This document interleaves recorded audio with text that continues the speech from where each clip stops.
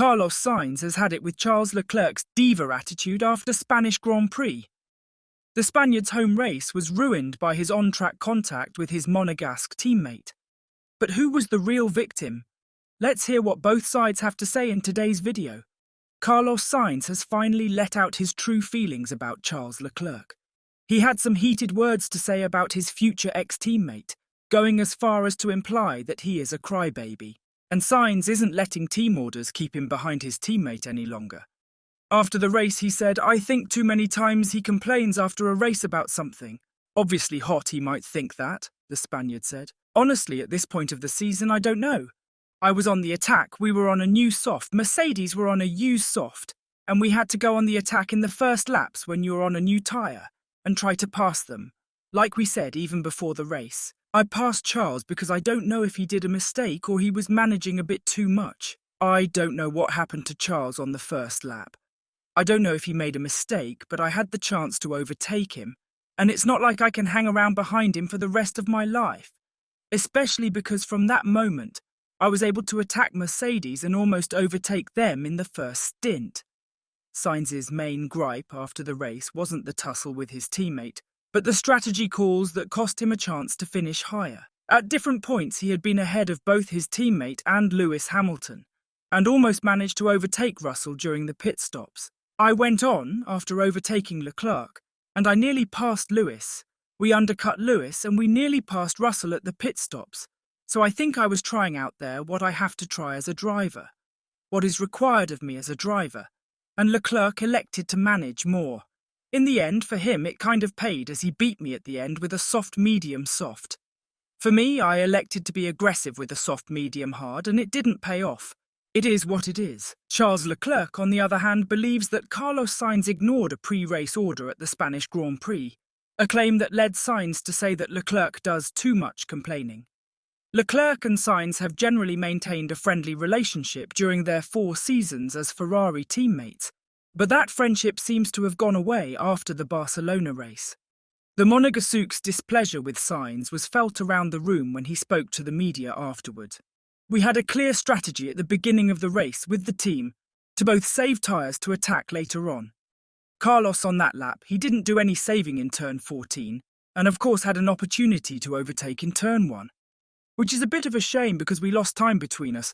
I damaged my front wing because of Carlos making the turn, not seeing that I was on the inside. And that made our race more difficult, but it wouldn't have changed significantly the end result." When he was asked if he expected his teammate to give him more wiggle room, Leclerc said, "It's a shame as the team had told us before the race to save the tyres at this moment in this race, and I was doing exactly that in the last corner, which is a really good corner to save. And we knew that we had to both save, and Carlos used that one lap pushing in turn 14, and was very close to me and overtook, which was fine, but he obviously did the corner like I was not there." Leclerc's post-race comments went from bad to worse when he sent out what seems to be a threat to Sainz. "It's a bit of a shame, but anyway, we will speak internally, it's not a big deal. I understand it's his home race and a very important moment of his career, and he wanted to do something spectacular, and I probably wasn't the right person to do that with." Leclerc says that the incident caused some damage to his car, which, given the tight margins, could have been crucial. He also said that this might have affected his chances, as he ran out of time to catch up to George Russell late in the race, even after his teammate let him pass. "It's okay. I think he'll see the image and he'll understand that I was on the inside and that he couldn't turn in at that point," Leclerc said. Leclerc's frustration was also brought to the attention of Ferrari team boss Fred Vasseur. Vasseur doubted that the duel between Leclerc and Sainz had been very costly and advised against reading too much into the driver's immediate comments. "I think you can find 10 examples of 10 circumstances in the race where we missed half a second," Vasseur said. After Carlos let him go, Sainz obeyed a team order to let Leclerc pass into a net 5th place, very easily later on. "We missed a couple of tenths during 2 or 3 laps. Let us discuss and let's not draw conclusions after the first comments of the driver when he's jumped out of the car." He also played down Leclerc's assertion that the damaged front wing end plate had significantly affected his lap times. "From the data, we didn't see anything regarding issues on Charles Leclerc's car after the contact with Carlos Sainz," said the team boss. I think it was more a timing issue. Charles lost about half a second at that moment. I think he complained because he was losing 0.5 seconds each time and not because of damage that we didn't see in the data.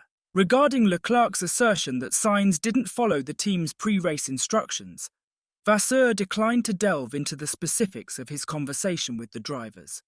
We don't speak like this about the strategy of the race, but we knew before that if you have a look at all the races in Barcelona for 25 years now, the first stint is a bit boring. It's more to take a position on track. Despite bringing a new upgrade to the event, Ferrari had a disappointing weekend overall, leaving Barcelona as the third quickest team. However, despite not demonstrating outstanding speed on track, Vasseur is content with the progress the team is making. Yes, that we are satisfied with the numbers that we get, he added. First, everybody is improving. That means that it is not that because you bring something that you will do a jump in front. It is that if you don't bring, you will do a jump backwards. And everybody is bringing parts now, each 2 or 3 events. Sometimes you have the list of what we are publishing, but it is just an aero. Don't forget that we are not developing just the aero. And then sometimes we need also 1 or 2 events before to get the best from the package that we have. We have a kind of convergence of performance today over the last 12 months. It's hard not to draw conclusions when Leclerc and Sainz's comments clash with their years of civil competition for podiums and occasional victories. Sainz wouldn't mention other instances of Leclerc complaining after races if there wasn't some lingering frustration on his part. The situation is adding to the frustration, especially considering Sainz's impending departure, despite contributing heavily to the team's recent wins. The pressure of the looming decision about his future, combined with Ferrari's recent drop-off in performance over the last 2 weekends, only exacerbates the situation. Sainz's clash with his teammate wasn't the only incident during his run to 6th place. He also mentioned that Hamilton ran me off the track when the Mercedes driver reversed the undercut that Sainz had executed earlier at turn 1. He explained, "I was half a car length ahead, and normally the rule says that if you're ahead around the outside, they need to give you space if you have half a car ahead.